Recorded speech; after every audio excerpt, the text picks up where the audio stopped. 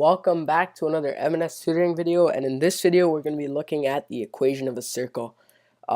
So the equation of a circle is similar to any other equation, whether it be the equation of a line, the equation of a parabola. It also has a general equation. So the general equation of a circle involves the center of a circle, meaning the coordinates of the center, and it also involves the radius. So the general equation of a circle, as I mentioned before, is x minus h squared. Remember, h will actually be a constant when there's an actual equation of a circle, and x will remain a variable because, as always, x is an actual coordinate. So x minus h squared plus y minus k squared is equal to r squared. So that is the general equation of a circle.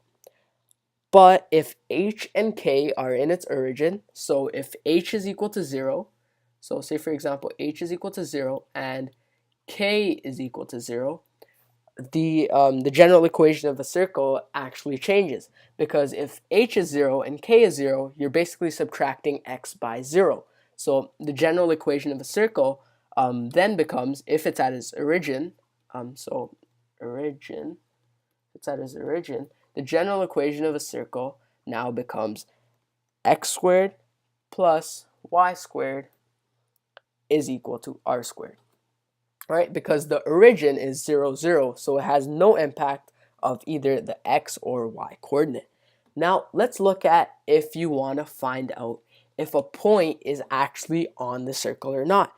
And the way you'd usually do this is you'd use the formula. So what you want to do with a point is you want to figure out, so say for example you have point 1, right? You want to figure out whether that point is on, whether it's on the circle means it's on the circumference of the circle, so this point would be considered on the circle, right? Whether it's on the circle, whether it's within the circle. Within the circle means it's within the circle's area. So a center point or a point over here would be considered within the circle.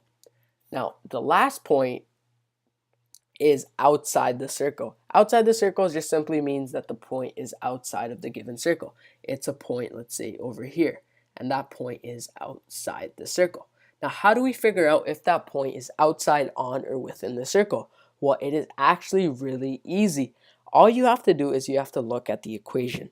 Whether the equation is in the origin equation form or the general equation form, you have to look at both sides of the equation. So say for example you have the origin equation form, you have x squared plus y squared is equal to r squared, right? And then you have the general equation form, which is x minus h squared plus y minus k. You have y minus k squared is equal to r squared. You have to look at both of these sides of the equation. So you say this part of the equation is part A, right?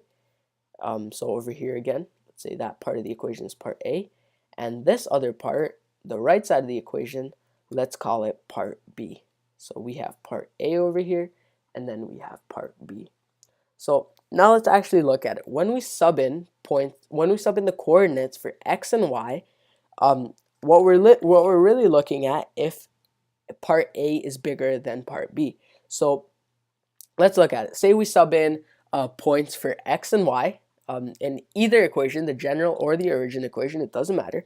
If we sub in points for x and y, if A is equal to B, right, we know that the point is on the circle because it matches with the radius, right? We know that the point is on a circle if it is so and so away from the radius, right?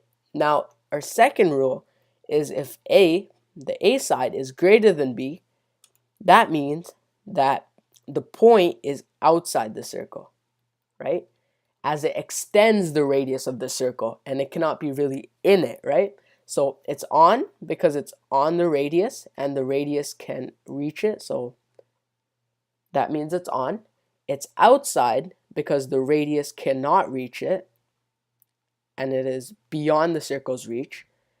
And last but not least, if A is less than B, it means that it is in the circle, or it's within the circle. And that means the radius can reach this, right? But it's not usually the tip of the radius that reaches it. It's usually within the circle. So the point is like right about here.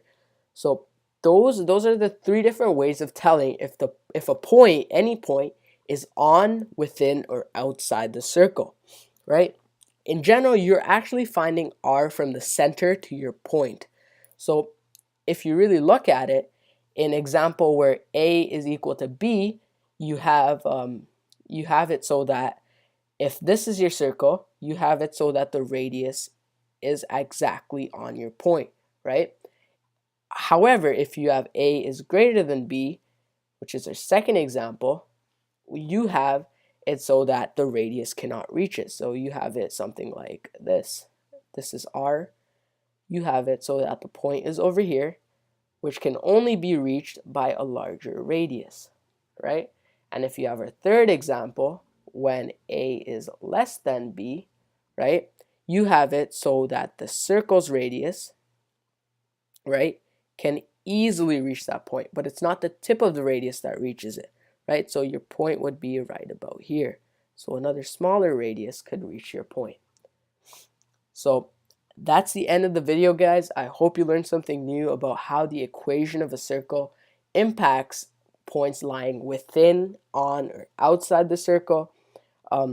As always, if you have any comments or concerns, please feel free to leave it down in the comment section below, and I'll look to get back to you as soon as possible. Other than that, thanks for watching the video, guys.